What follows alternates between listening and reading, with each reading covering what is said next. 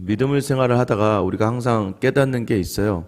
하나님께서 항상 우리를 긍휼히 여기신다는 거예요. 신앙생활을 하다 보면 잘 우리가 예수를 믿고 잘 감당을 할 때도 참 많지만 때로는 여러 가지 일들로 무너질 때가 더 많다는 걸 우리는 알고 있습니다. 근데 그때마다 참 하나님은요, 우리에게 인자와 자비를 베풀어 주셔서 항상 그 순간 감당할 수 있는 힘과 또 위로와 권면을 주는 누군가를 우리에게 보내주신다는 것이죠. 이게 바로 믿음 생활에 하나님 주신 특별한 하나님의 은혜입니다. 목회를 하다 보면요, 지치고 좀 힘들고 괴롭고 좀 외롭고 고독하다고 느낄 때 항상 그쯤 되면은 하나님께서는 아마 더 긍휼히 여기셔서 그런지 모르겠지만 누군가를 보내시고 누군가를 만나게 하시고 누군가 위로를 통해서 그 자리를 감당하게 하신다는 것이죠. 그래서 더욱더 다시 한번 믿음의 자리로 굳건히 서는 동역자들을 또는 조력자들을 우리에게 붙여주십니다. 여러분, 저는 이 땅을 살아가면서 여러분들이 어느 누군가의 믿음 생활에 큰 힘이 되고 위로가 되고 또 연락만 해도 서로 통화만 해도 문자로 서로 소통만 해도 서로에게 힘이 되어줄 수 있는 그런 귀한 동역자가 되기를 예수님의 이름으로 축원합니다. 한번 오늘도 생각해 보세요. 오늘 여러분 주변에 이 사람이 참 힘들 수 있겠다, 이 사람이 갑자기 생각이 난다면 오늘 문득 한번 연락을 해보세요. 아마 하나님이 여러분이 주신 마음 그대로 그 사람에게 위로와 힘이 되는 귀한 시간이 될 줄 믿습니다. 오늘 보면은 그러한 일들이 오늘 다윗에게 일어나죠. 15절 시작할 때 다윗이 사울이 자기의 생명을 빼앗으려고 나온 것을 보았다라고 되어 있어요. 왕이 국사를 운영하고 모든 것을 감당하기도 바빴을 텐데 사울이 다윗을 잡으려고 쫓아다니는 걸 다윗이 보게 되는 거예요. 보았다는 거예요. 진짜로 그냥 사울이 온대요가 아니라 이 다윗 주변에 계속 쫓아오는 사울을 매번 보게 될 때에 여러분, 그게 머리로 알고 있는 것과 여러분 생각해요. 호랑이가 무섭죠. 호랑이를 머리가 무서워서 생각하고 있는 것과 호랑이를 마주하는 건 삶이 정말 다른 거예요. 그때는 이제 혼비백산하는 거죠. 우리가 정신이 하나도 없는 거예요. 다윗이 사울이 나를 쫓아온다 이 듣는 것과 사울이 저기 있다라고 보는 것은 엄청난 차이가 있는 겁니다. 삶의 자리는 그래요. 삶의 자리가 꼭 우리가 녹록지 않은 것은 귀로만 들었던 모든 일들, 경제적인 문제도 마찬가지고 건강의 문제도 마찬가지고 자녀의 문제들도 마찬가지고 귀로만 들었던 일들을 내가 직접 맞닥뜨려서 경험하게 될 때는요, 굉장히 당황스럽고 굉장히 또 분노하게 되고 억울하게 되고 힘들어질 때가 있어요. 여러분, 이 상황 속에서 다윗이 십광야 숯불에 있었다라고 이야기해요. 숨어 있었어요. 그런데 16절에 보면 사울의 아들 요나단이 일어나 숯불에 들어가서 다윗에게 이르러 그리고 그에게 하나님을 힘있게 의지하게 하였는데 라고 되어 있어요. 여러분, 지금 요나단이 그 역할을 감당하는 것이죠. 다윗이 여기에 있다는 걸 사울 밑에 있다 보니까 알게 되잖아요. 그 숯불을 막 헤매지 않았을까요? 다윗을 찾으려고 다윗의 이름을 부르면서 요나단이 다윗에게 향하지 않았겠습니까? 여러분, 만약에 사울이 알게 된다면 또는 사울의 병사들이 듣게 된다면 요나단은 굉장히 어려운 공경에 처할 수 있게 되는 것이죠. 그럼에도 요나단은 그런 것이 중요하지 않았던 것 같아요. 다윗을 위로하려고 하는 그 마음, 숯불을 막 헤집고 들어가서 다윗을 찾고 다윗이 요나단의 목소리를 듣고 나와 그를 반깁니다. 근데 요나단이 어떻게 합니까? 괜찮니? 너 뭐 이런 게 아니라 하나님을 힘있게 의지하게 하였다라고 얘기해요. 여기 본문을 직역하면은요, 그러니까 요나단이 그의 손을 하나님 안에서 더 강하게 했다라는 직역한 이런 의미가 있어요. 그러니까 요나단이 너의 손 하나님으로 말미암아 그 다윗의 손을 강하게 했다라는 표현이 있거든요. 왜 이 표현을 하냐면 그러면서 하나님께 힘있게 의지해라. 너 하나님을 힘있게 의지해야 돼. 네 손을 하나님께서 강하게 하실 거야. 여러분, 이 강하게 하신다는 그 삶의 자리가 어떤 자리일까요? 17절에 보면 곧 요나단이 그에게 이르기를 두려워하지 말아라. 삶에 맞닥뜨리는 당황한 그 상황 속에서 두려워하지 말라는 거예요. 내 아버지 사울의 손이 내게 미치지 못할 것이요. 지금 요나단이 너의 손이 하나님으로 강해질 것이다 라고 얘기했고, 내 아버지 사울의 손은 너에게 미치지 못한다는 거예요. 왜 사울의 손이 다윗에게 미치지 못합니까? 하나님께서 사울의 손에 다윗을 넘기지 않았다고 어제 우리가 말씀을 나눴잖아요. 그리고 다윗의 손을 강하게 하셨기 때문에 결코 사울의 손에 넘어가지 않는 거예요.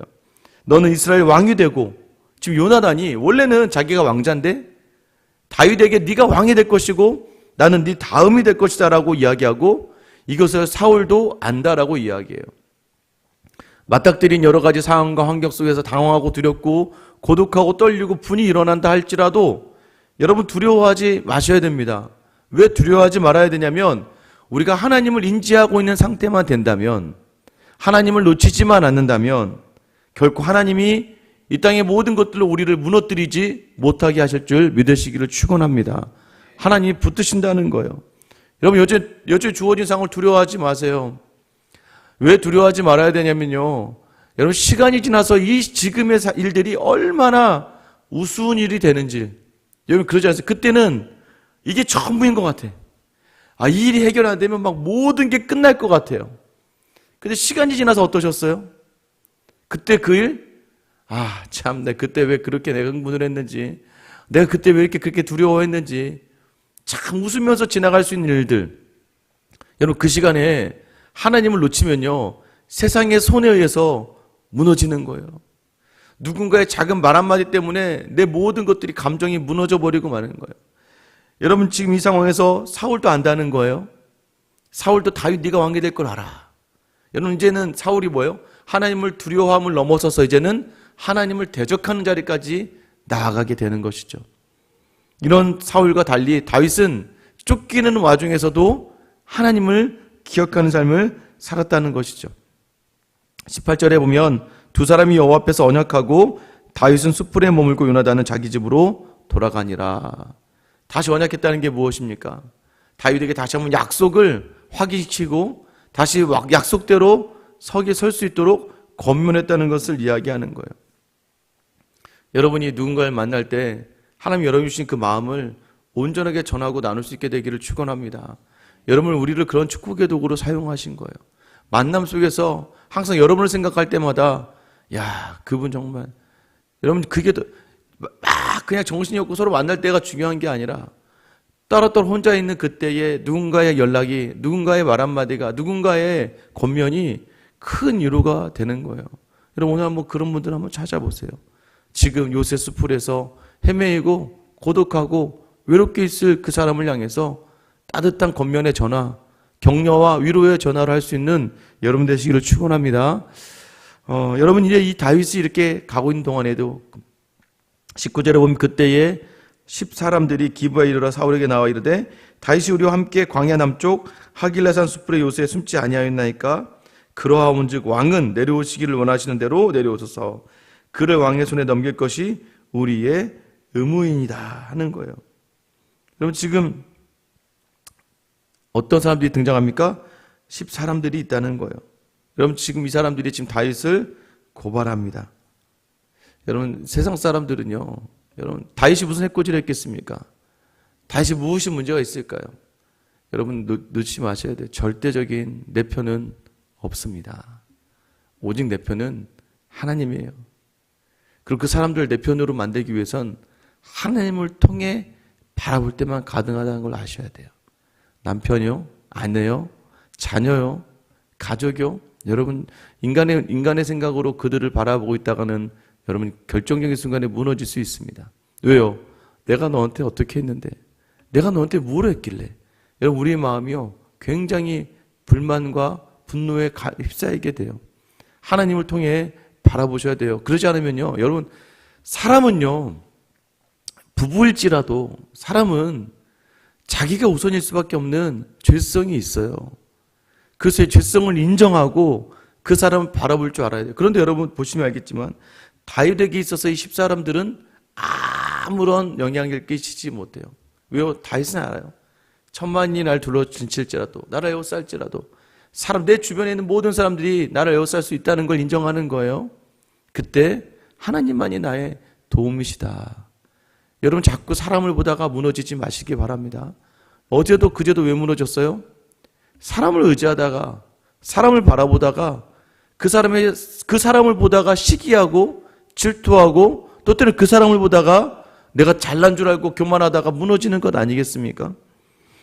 여러분, 그 사람들이 이제 사울에게, 10사람들이 사울에게 다윗 숨어 있는 곳을 알려줍니다. 25절에 보면 사울과 그의 사람들이 찾으러 온 것을 어떤 사람이 다윗에게 아뢰매, 이에 다윗이 바위로 내려가 마온 황무지에 있더니, 마온 황무지로 도망했는데 사울이 듣고 마온 황무지로 다윗을 따라가서는, 그러니까 다윗이 가는 곳마다 다윗이 어디 있는지 이제 얘기해 주는 사람들이 늘어나고 있다는 거예요. 더 궁지로 몰아가고 있는 것을 알게 되죠.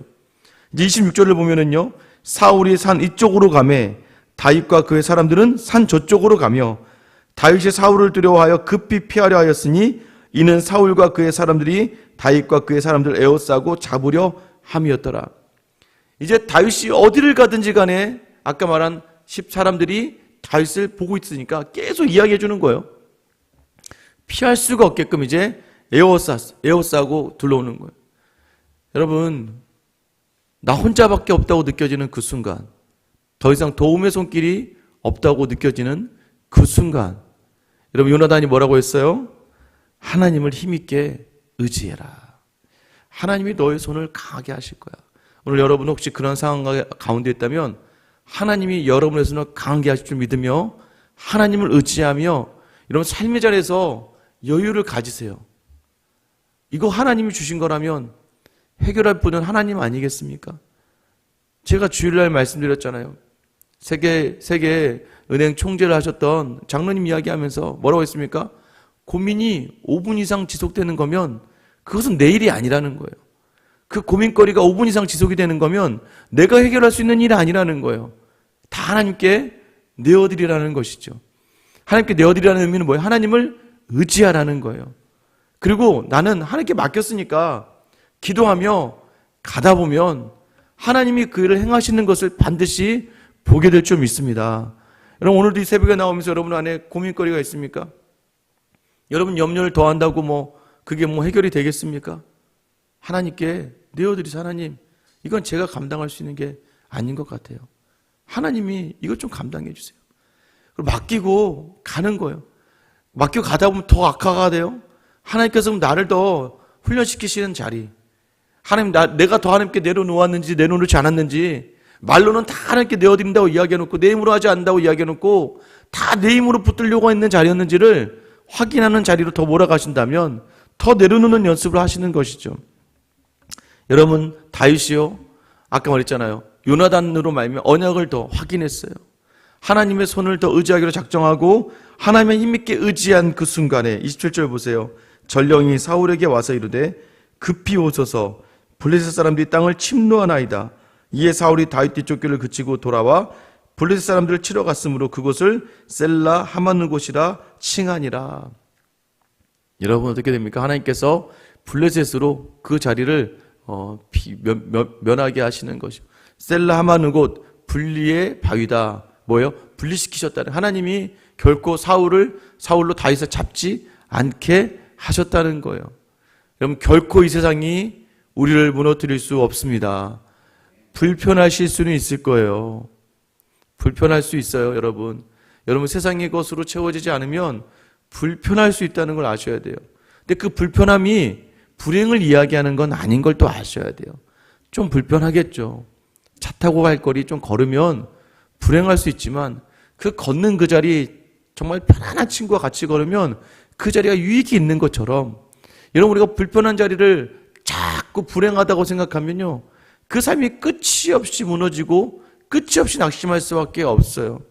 그러나 하나님께서 함께하는 사람은 하나님을 의지하며 나가기 때문에 매 순간순간 하나님께 묻고 답을 구하는 그 자리에서 하나님은 반드시 그 모든 문제를 해결해 주시는 분이에요. 왜요? 우리 심령이 굳건한데 누가 우리를 흔들겠습니까? 오늘도 여전히 하나님께서 여러분이 주시는 말씀, 하나님을 힘있게 의지하라.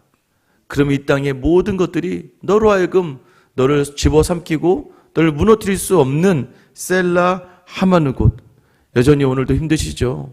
그러나 오늘 하나님께서 여러분과 함께 하심을 다시 확신하며 여러분의 입으로, 여러분의 말로 누군가를 향하여 나의 상황을 놓고 무너지지 마시고 오늘도 담대하게 주님이 나를 구해주시고 인도하실 줄 알며 또 주님께 온전히 나의 마음을 내어드리며 담대하게 넉넉하게 여유 있게 나아가 하나님의 구원을 경험하는 저 여러분 되시길 예수님의 이름으로 축원합니다.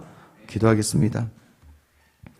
사랑의 하나님, 오늘도 여전히 우리의 삶의 자리가 곤고하고 외롭고 고독하고 하나님 또한 내 것이라 생각했던 모든 것들 자리에서 분이 나고 억울하고 또 한번 해보려고 했다가 내 의지가 꺾이며 무너진 우리의 삶의 자리에서 오늘 하나님 우리에게 주시는 말씀, 하나님을 힘있게 의지해야 한다.